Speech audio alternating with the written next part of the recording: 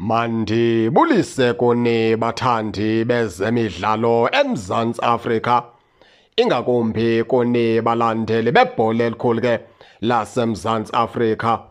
Baphulaphula ke lapha sizawuthetha ngemeko yabadlali ababonakala into yokubana ke bangaphuma bamlandele pha uEden McCarthy, abadlali abafana ke pha noGeorge Mahlowu, abadlali abafana pha seqale uAugustin Sirona ke iKaizer Chiefs seyimkhulule. Uyayibona ke lonto, abadlali ke abafana pha noNtwari, oBruce Vuma, abadlali ke abo ngabadlali ke ekungabonakala into yokubana ke ngamanye amaxesha bangamlandela pha uEden McCarthy. Ayingabo bodwa ke baphulaphula ke ababadlali sesibakhankanyile, banintsi abadlali pha kuqala leKaizer Chiefs ke izinto zabo ezingacaci ncam, ngoba uzothi ga ngoku abakasayiniswa contract. Kodwa ke uGeorge Mahlowu ikhona into ethi umfana omdala iKaizer Chiefs iyamkhulula, nayo iza kumkhulula njengoAugustin Sirena.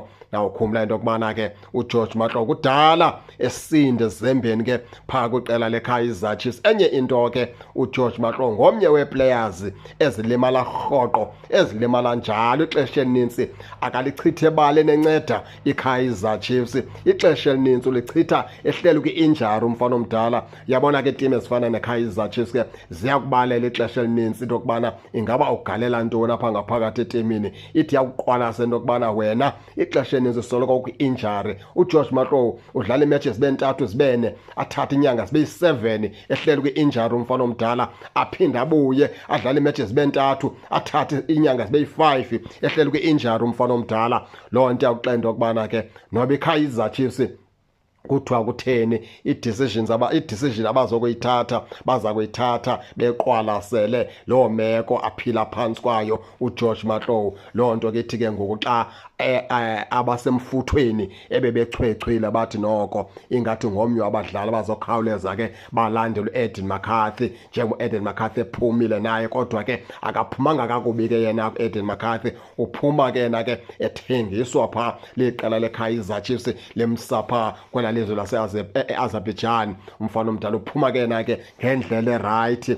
uGeorge Mahlowu yena umfana omdala uzawuphuma ngokubana ke iKaizer Chiefs ubudlelwane bayo noGeorge Mahlowu buzawufikelela esiphelweni. Awungeyedwa uGeorge Mahlowu, zininzi iiplayers eziphanga phakathi mphulaphuli ke ezibonakala into yokubana nazo zizawuthatha idyasi zazo zive endleleni ziyoqala ke impilo kwezinye iitimu. Njengoba sendisitsho ndisithi ke uAugustin Sirena sebaqalele, iKaizer Chiefs imkhululile, kuthiwa uyalandela uGeorge Mahlowu. Awungeyedwa uGeorge Mahlowu, banintsi ke abazawulandela ke uAshley Dupreez, balandela nabo bazawuthatha ke iibheki zabo baphume bokhangela amadlelo ahlaza. iKaizer Chiefs iphantsi kophulo apho ke iqalelayo ilungisele into yokubana isizini ezayo ikwazi uyiqala kakuhle. Injalo ke baphulaphuli ke ndifuna ke singene sonke, kodwa singakhohlwa usubscribe kule channel ukuze singaphoswa zezemidlalo endizanothulela zona